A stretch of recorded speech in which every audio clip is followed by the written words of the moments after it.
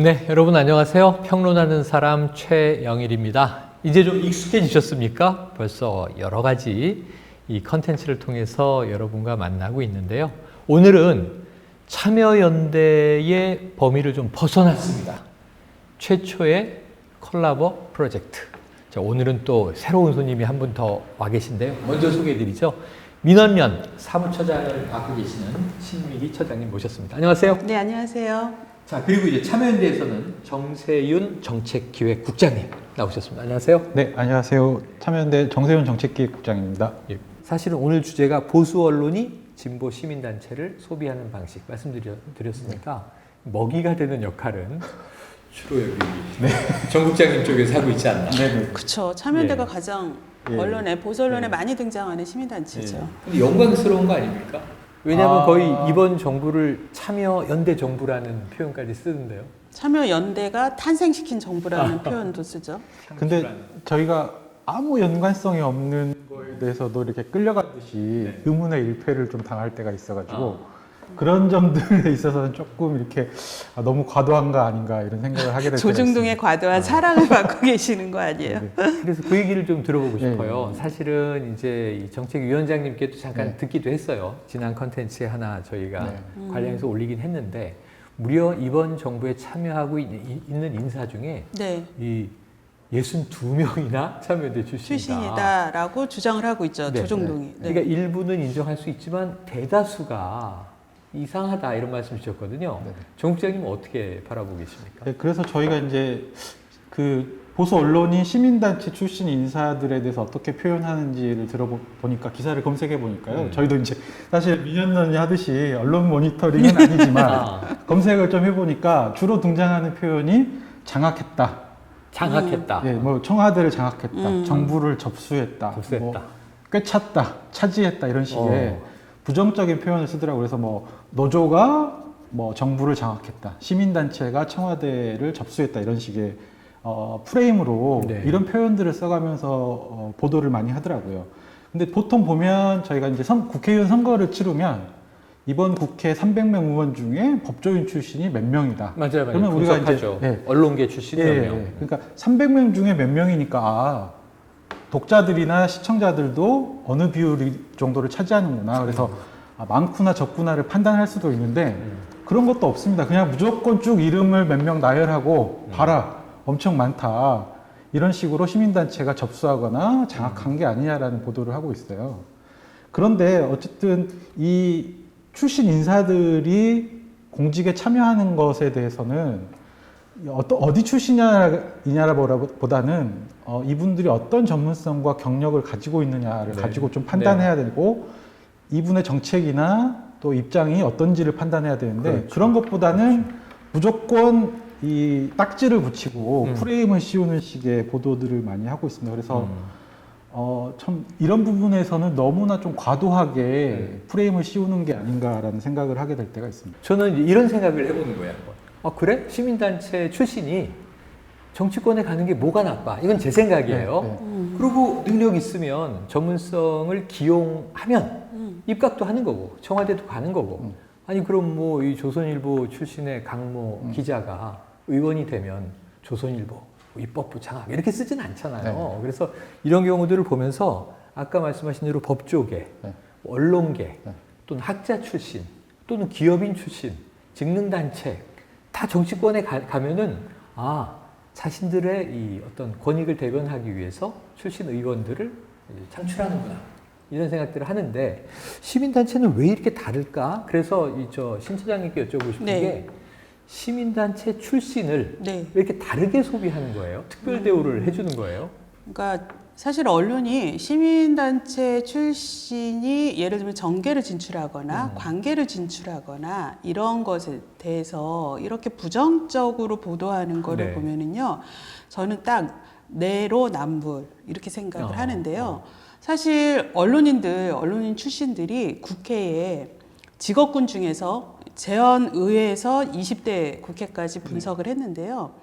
법조인 다음으로 2위로 언론인이 제일 많습니다. 법조인이 1위. 그렇죠. 언론인이 2위. 2위입니다. 그러면 조선일보가 거기서도 또 다수입니다. 그래요? 예, 최다인데요. 네. 그러면 조선일보가 접수한 거죠, 국회를. 권력화된 그러면 거죠. 조선일보는 관변 언론사가 되는 거죠. 관변 신문이 되는 거예요. 네.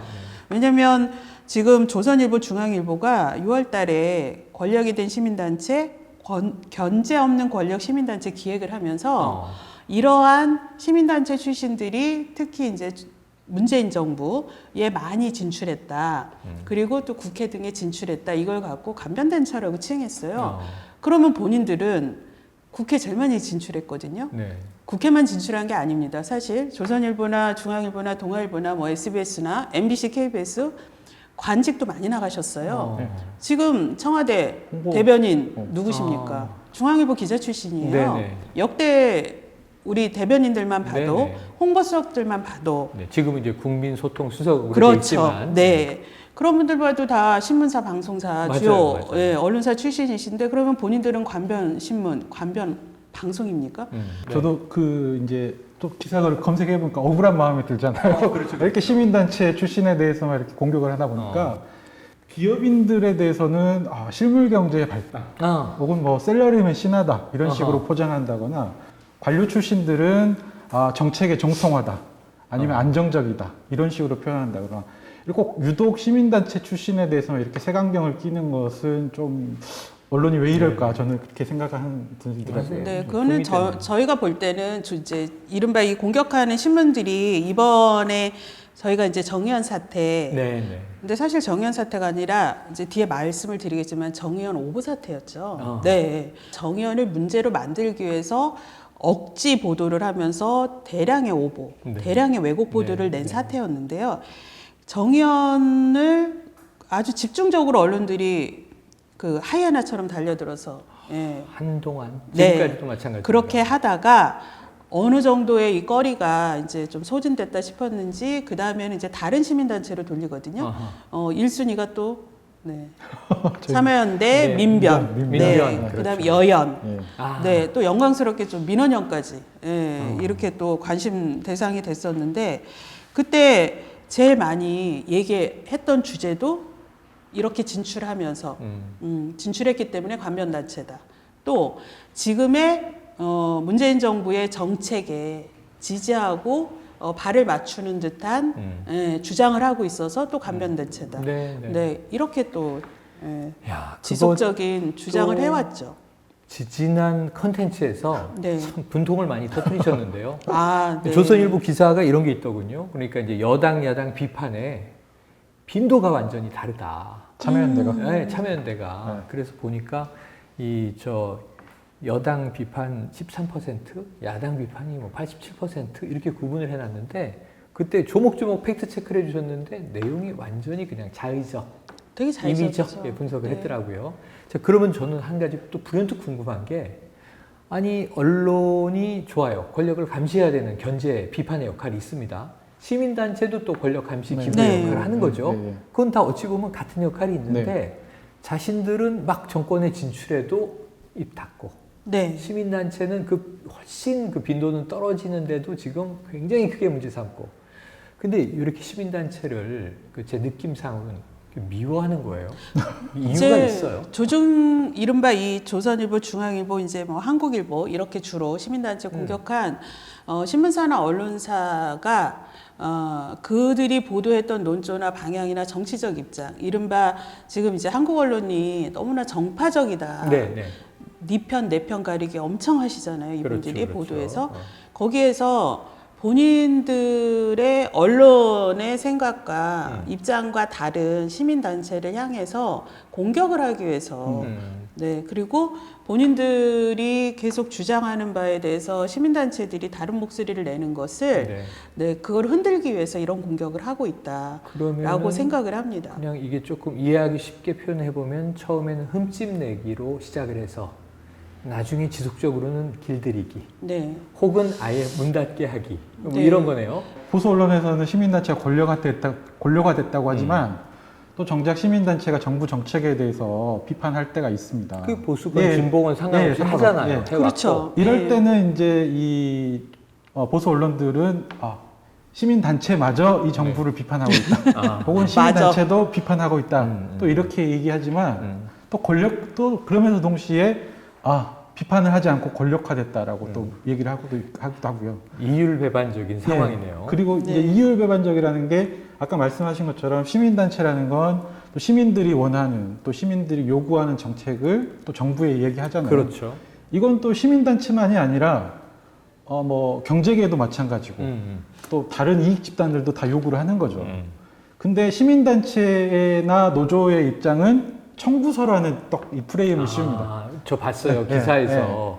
이게 시민단체가 정부에 정책 제안을 하면 이런 걸 좀 들어주십시오. 그러면 참여연대가 청구서를 날렸다.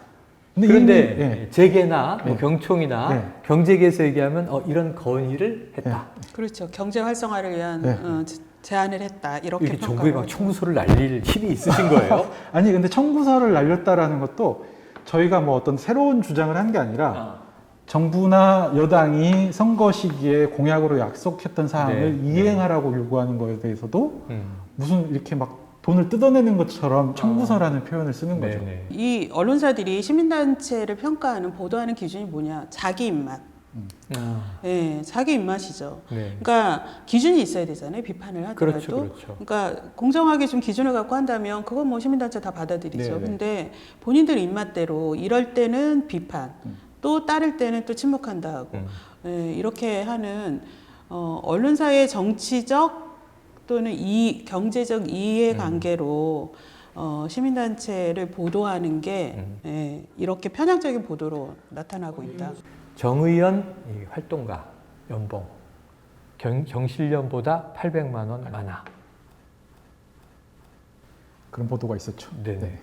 이 보도는 사실입니까? 근데 저는 처음에 그 기사를 보고 두 가지 점에서 조금 황당했는데 첫 번째는 이게 기사거리가 되나 싶은 생각이 들었어요. 그러니까 도토리 키재기라고 어디가 어디보다 좀 더 받는 게 그렇게 그 언론이 관심을 가질 만한 일인가? 대단한 일인가? 생각이 들었고 두 번째는 그 기사를 보다 보면 사실은 경실련하고 저희 같은 경우에는 최저임금을 위반한 거나 그렇죠. 아니면 최저임금도 못 지키고 있고 최저임금 못 지키거나 겨우 지키는 정도예요. 그런 수준이에요. 근근히. 근근히. 그러니까 이거를 제가 기자의 입장이라면 팩트 체크를 이게 아니라 정말 이 사이트에 나온 정보처럼 최저임금도 못 받는 게 문제가 아닌가라고 저는 오히려 조사를 할 것 같아요. 오히려. 근데 그런 조사는 안 하고 약간 도토리 키재기식으로 어디보다 어디가 조금 더 받는다라는 게 더 받는 주체가 이제 정의연이 되니까 이 기사를 썼던 거고, 그러니까 이제 뭐 네티즌이나 혹은 이 뭐 블로거 분들이 잘 찾은 게 문화일보 직원들은 얼마 받는가, 얼마 받고 있나. 이 문화일보 직원들이 오히려 이 시민단체보다 3천만 원을 연봉이 더 받는다. 그렇게 시민의식이 이제 성숙해졌다니까요. 그렇게 정보를 찾아내서 이야기도 하더라고요. 저는 사실 이 기사 나왔을 때요, 이게 연봉 800만 원 많다예요. 근데 사람들은 제목을 보잖아요. 그러면 연봉이 먼저 눈에 띄는 게 아니라요. 맞아요. 800만 원이 눈에 띄어요. 그러면 연봉이면 12로 나누면 뭐 70만 원. 70만 원 요 수준인데 사람들은 월 800 더 받나? 어머, 엄청 받는 거 아니야? 그냥 그런 느낌을 주는 거죠. 그래서 아주 정말 악의적으로 제목을 뽑았고, 자, 이렇게 공격을 받는데 부당한 내용이 막 기사로 나가서 국민들과 시민단체 사이를 벌려놓고 이 음해를 하고 있단 말이죠. 그러면 제가 보기엔 이렇게 두 분 딱 봬도 국장님, 처장님 이거 좌시할 분들이 아닌데 정정보도 요구 안 하시나요? 하시죠? 정정보도 이제는 적극적으로 요구하죠. 정정보도 청구하고요. 그 다음에 이제 언론중재에 의해서 조정 성립이 안 될 경우에는 아주 악의적인 보도는 이거 민형사 책임 묻고 이제 적극적으로 대응, 많은 시민단체가 갖고 민원연도 그렇게 하고 있습니다. 워낙 언론의 이런 악의적 보도들이 줄어들기는커녕 더 늘어나니 시민단체에서도 이제 이렇게 언론을 양심적 수준으로 대응할 단계가 아니다. 그래서 이제는 우리도 이 중재, 그 다음에 소송, 항의, 그 다음에 이런 부당한 보도에 대해서는 왜 부당한지를 적극적으로 시민들에게 알리는 네. 네, 그런 활동을 해야 된다는 인식이 이제 높아지고 있고, 예, 특히 이제 저희 민주언론 시민연합 같은 경우는 저희는 이제 언론개혁 운동을 하니까요. 맞습니다. 언론개혁 차원에서도 이러한 대응이 시민단체뿐 아니라 일반 시민들도 언론 보도로 피해를 입으면 적극적인 자기 구제를 네. 해야 된다. 이렇게 이제 생각을 합니다. 그래서 지금 이 유튜브를 우리가 찍고 있는 것 아닐까 하는 생각이 네. 들어요. 왜냐하면 시민단체는 시민들에 의해서 운영이 되고 시민들이 참여해서 운영이 되고 시민들을 위해서 운영이 돼야 되고 그리고 결국 이런 상황에서 시민 여러분들이 함께 힘을 네. 모아서 싸워주시지 않으면 이 언론의 힘을 요 작은 단체들이 극복할 수가 없고 다음엔 여기 두 분 민원연과 참여연대가 믿을 수 있는 건 결국 시민의 힘밖에 없지 않습니까? 그렇죠. 그래서 네. 그 이 안타까운 상황을 공유하고자 만들어지고 있는데 이제 마무리를 하려고 해요. 자, 지금 이렇게 시민단체를 괴롭히고 있는 특히 왜곡과 이 정말 그 거짓 보도를 일삼는 미디어들을 향해서 이 영상 편지를 한 번씩 훈훈하게 운운하게요? 아니 뭐 세게 하셔도 돼요. 아. 뭐 결투장을 던지셔도 되는데 예. 영상 편지를 한 말씀씩 남겨주시는 걸로 저는 뭐 기록을 남기도록 하겠습니다. 보수 언론은 아니고 그냥 제가 이제 마지막으로 네네. 드리고 싶은 말씀. 어쨌든 많은 언론들이 이제 시민단체를 또 감시하고 견제하는 것도 언론의 역할일 거예요. 그래서 네. 뭐 그런 부분에 대해서 저희가 쓴소리 하시거나 보도하시는 거에 대해서는 겸허히 수용하고 받아들이려고도 합니다. 근데 간혹 보면 너무 악의적이라거나 너무 절반의 진실만을 가지고 내가 전체의 진실을 본 것처럼 보도하는 경우가 많아요. 그래서 저희가 올해 상반기에만 해도 언론중재위를 통해서 6건의 중재 신청을 했고요. 네. 6건의 중재 신청에 대해서는 다 받아들였어요. 다 받았어요. 100%예요? 근데 저희가 그 중에 참기도 하고 사실은 기자와 직접 상대를 하면서 조정을 하기도 하는 것들이 있었고요. 도저히 안 돼서 언중이 간 것들이 6건 정도 있었습니다. 근데 네. 또 황당한 거는 예를 들면 모 언론사의 경우에는 사회부가 낸 오보와 관련해서 좀 시차를 지나서 정치부에 똑같은 류의 오보가 나오는 거예요. 그러니까 이제 사회부가 한번 오보를 냈어요. 네. 그래서 정정이 나갔어요. 근데 똑같은 내용을 이번에는 정치부가 똑같았어요. 또 보도하는 네, 거예요. 이런 식의 것들은 너무 좀 이게 언론도 이것들을 너무 가벼이 생각하는 게 아닌가. 좀 반복적인 그거는 언론이 먼저 부끄러워해야 될 일이잖아요. 네. 그 신문사 조선일보죠. 네, 그렇습니다. 네. 어떻게 하셨어요? 그 어려운 걸. 저희도 조선일보 이번에 또 저희도 비슷한, 네. 정정 청구했거든요. 네. 네, 똑같은 자. 경우였습니다. 그래서 이런 거 하지 말아달라. 네, 그렇게는 이제 한 번 실수는 뭐 오케이 할 수 있는데 계속 반복하는 것들은 좀 그렇다는 거고 두 번째는 이제 시민들이나 회원분들에게도 말씀드리고 네. 싶은 거는 간혹 이제 저희 이제 시민들이나 회원분들도 조선일보의 보도 뭐 혹은 뭐 이제 일부 보수 언론의 보도를 보고 이제 약간 이 보수 언론들이 비틀거나 네. 왜곡한 내용을 보고 항의 전화를 하시는 경우가 있어요. 화를 내시고. 화를 내시고. 어떻게 그럴 수 있냐? 그렇지. 근데 이제 사실 언론 이게 어려운 일이지만 요즘 세상이 너무 이렇게 복잡해지고 또 갈등이 심화되다 보니까 시민들이나 회원분들 같은 경우에도 언론 보도를 그냥 단순하게 100%다 믿기보다는 한번 생각해 보는 네. 이 보도가 진짜 사실일까? 네. 혹은 뭐 절반의 진실만을 가지고 이야기한 것은 아닐까? 한 번 정도 생각해 보시고 판단하시면 어떨까라는 생각을 하게 이렇게 됩니다. 다 생각해 보시고 네. 그 다음에 이 온라인 이런저런 루트들이 많으니까 팩트 체크 해보시고 그래도 안 되면 이 참여연대 관련된 일이면 물어보시고 화내고 항의하시기 전에 이런 보도가 나갔던데 사실이요. 그럼 이제 또 해명을 계속 하고 계시잖아요. 자, 지금 이 지난한 싸움을 하고 있습니다. 참여연대 이제 정세윤 국장님의 절절한 말씀 들었고요. 그럼 이번에는 이제 민원연의 영상 편지를 한번 날려주시죠. 네. 이게 민원연에서 이번에 꼭 드리고 싶은 말씀은 아까 이제 조선일보 제가 여쭤봤는데 민원연도 조선일보가 비난 보도를 했어요. 근데 사실관계가 틀렸어요. 그래서 저희가 항의를 했죠. 사실관계가 명백히 틀리니까 정정보도 하겠다. 바로잡습니다. 내겠다. 정정보도를 해준다 하고는 또 엉뚱한 그러니까 검찰이 수사를 하다가 뒤지다 안 나오면 별건 수사하지 않습니까? 네, 그렇죠. 이번에 정정보도 하겠다더니 애초에 보도와 상관없는 별건 취재가 들어오는 겁니다. 그래요. 그래서 우리 인정할 수 없다. 니네가 검찰이냐? 검찰 이제는 스타일이네요. 네, 별건 취재까지 하냐? 이랬더니 그냥 일방적으로 정정 보도를 냈습니다. 정정 보도라는 건 합의를 해서 내야 그렇죠. 진정한 정정 보도인데 그래서 그 바로잡습니다에 낸 정정 보도가 저희는 또 오보를 냈다. 또 오버예요. 이건 악의적 왜곡이자 오보다. 그래서 이거를 정정해달라. 그래서 바로잡습니다에 대한 초유의 정정보도 청구를 했습니다. 그랬더니 그거는 받아들여지지 않았어요. 그래서 저희가 언론중재위 조정 신청을 했습니다. 네. 그래서 언론중재위원회에서 저희의 정정 보도에 대해서 반론 보도로 조정은 됐지만 어찌됐든 민원연의 입장이 다시 실렸습니다. 네. 언론이 오보낼 수 있습니다. 실수할 수 있습니다. 그러면 오보에 대해서 바로 인정하고요. 그다음에 정정하는 그런 진정성 있는 자세를 한다면 그거에 대해서는 독자든 시민단체든 비난하지 않을 겁니다. 네. 비판하지 않을 겁니다.